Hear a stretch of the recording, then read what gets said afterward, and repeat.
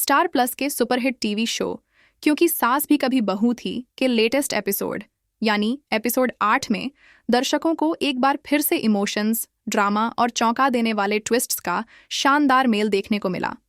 इस एपिसोड ने न केवल पुराने किरदारों की कहानी को आगे बढ़ाया बल्कि कुछ नए मोड़ भी सामने आए जिनसे दर्शकों की उत्सुकता और ज्यादा बढ़ गई। तो आइए जानते हैं कि एपिसोड 8 में आखिर ऐसा क्या खास हुआ जिसने सबका ध्यान खींच लिया। इस एपिसोड की सबसे बड़ी खुशी की बात यह रही कि अंगद आखिरकार घर लौट आया है। जी हाँ, अंगद वीरानी अब पूरी तरह से बेगुनाह साबित हो चुका है। उसके सबसे अच्छे दोस्त ने पुलिस स्टेशन जाकर सच्चाई बयान कर दी और ये साफ हो गया कि अंगद ने कोई गलती नहीं की थी।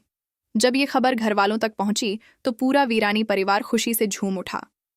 इतने दिनों की टेंशन और परेशानियों के बाद अब घर में एक सुकून और राहत की लहर दौड़ गई।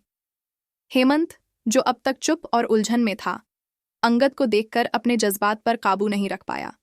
उसकी आंखों में आंसू थे, लेकिन इस बार वो आंसू दर्द के नहीं, खुशी और गर्व के थे। हेमंत अपने बेटे अंगद को घर लाने के लिए जरूरी कानूनी फॉर्मेलिटीज पूरी करने पुलिस स्टेशन जाता है। उधर तुलसी गहरे विचारों में डूब जाती है। एक माँ का दिल अंदर ही अंदर टूटा हुआ था। उसे इस बात का अफसोस खा रहा था कि उसने एक पल को भी अपने बेटे पर भरोसा नहीं किया।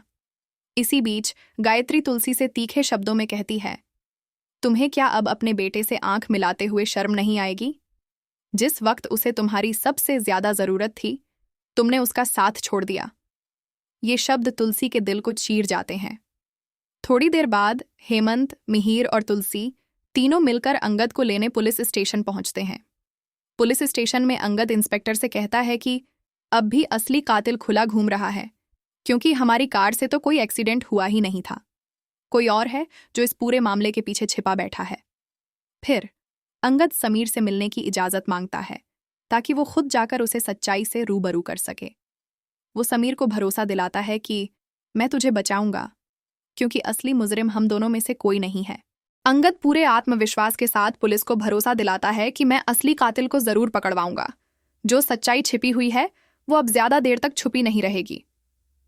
फिर वो समीर की तरफ देखता है और उसे थैंक यू कहता है, क्योंकि अगर समीर ने वक्त रहते हिम्मत न दिखाई होती तो सच्चाई सामने न आ पाती। समीर का चेहरा शर्मिंदगी से झुक जाता है। वो आगे बढ़कर अंगद से कहता है, माफ कर देना भाई, मैंने जो झूठ पहले बोला वो डर की वजह से था। मैं तुम्हारे खिलाफ नहीं था, बस हालात से डर गया था। अंगद अपने दोस्त को गले लगाते हुए कहता है, अब सब ठीक हो जाएगा, बस सच्चाई के रास्ते से हटना नहीं है। वहीं दूसरी ओर कहानी एक नया मोड़ लेती है।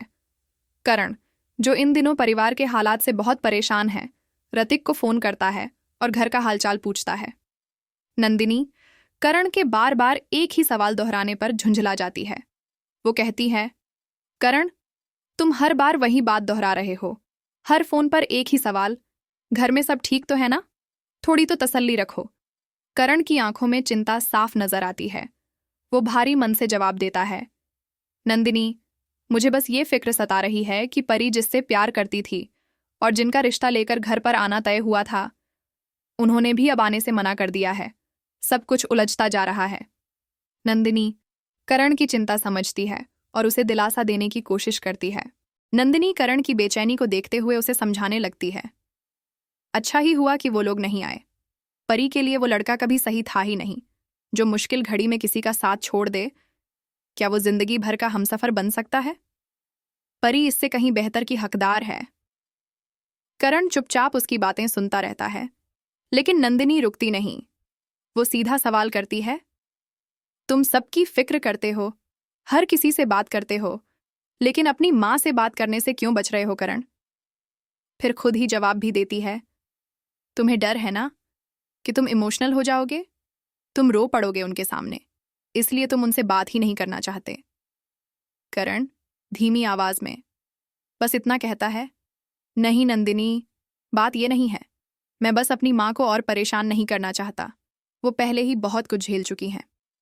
ये कहते कहते करण की आवाज भर्राने लगती है। नंदिनी करण की चुप्पी समझ जाती है और बिना कुछ कहे फोन उठाकर तुलसी का नंबर डायल कर देती है।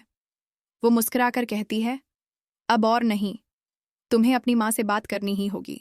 वो तुम्हारा दर्द तुम्हारी आवाज से ही समझ जाएंगी।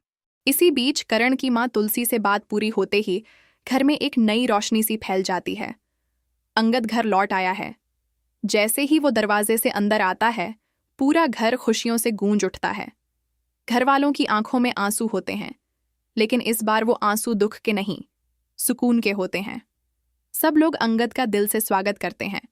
काकी यानी गायत्री आगे बढ़कर अंगद को गले लगाती हैं और कहती हैं, बच्चे गलतियां करते हैं, लेकिन कभी कभी माँ बाप भी उनसे बड़ी भूल कर बैठते हैं। हमसे जो भी भूल हुई है उसे दिल से मत लगाना बेटा। फिर आती हैं तुलसी और वो अपने बेटे के सामने झुककर माफी मांगती है। उनकी आंखों में पछतावे का सैलाब है। वो हाथ में झाड़ू उठाकर कहती हैं, याद है, इसी झाड़ू से मैंने तुझे मारा था। आज तू भी मुझे इसी से मार ले, ताकि तुझे जो दर्द मिला उसका कुछ हिसाब हो सके। अंगद भावुक होकर अपनी माँ के करीब जाता है। वो कहता है, माँ, आपने ये कहकर मुझे पराया कर दिया। मैं आपका बेटा हूं, आप मेरी माँ हैं। आप मुझे पराया कैसे कर सकती हैं? ये सुनकर तुलसी की आंखों से आंसू बहने लगते हैं। वो अंगद को गले लगाते हुए कहती हैं, नहीं बेटा, मैं तुझे कभी पराया नहीं समझ सकती। तू तो मेरी सांसों में बसा है। माँ बेटे के बीच का ये मिलन इतना भावुक होता है कि वहां मौजूद हर शख्स की आंखें भीग जाती हैं। थोड़ी देर बाद मिहिर अंगद के पास आता है, हल्की मुस्कान के साथ कहता है, बता बेटा, माँ की मार ज्यादा लगी थी या पुलिस की?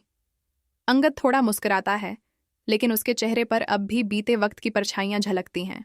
खतरनाक लगती है क्या?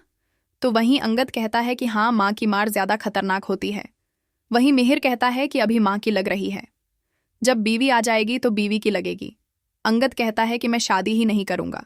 वहीं अंगद परी को मिहिर और तुलसी के पास लेकर आता है और कहता है कि परी को आपसे बात करनी थी।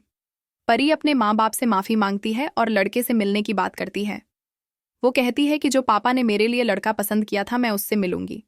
वहीं वृंदा देखती है अपने घर में खूब सारे पैसे और वह समझ जाती है कि यह पैसे उसके घर वालों ने झूठ बोलने के लिए और वह सीसीटीवी फुटेज डिलीट कराने के लिए हैं, जिसके चलते वृंदा अपनी माँ यानी कि मालती से सवाल करती है। मालती वृंदा को थप्पड़ मार देती है और उसे चुप करा देती है। वह कहती है कि इस सब से दूर रहो। वहीं वृंदा को समझ आ जाता है कि उसने तुलसी को सच न बताकर सही नहीं किया। वह तुलसी को कॉल करती है और तुलसी से माफी मांगती है और उसे मिलने की बात कहती है।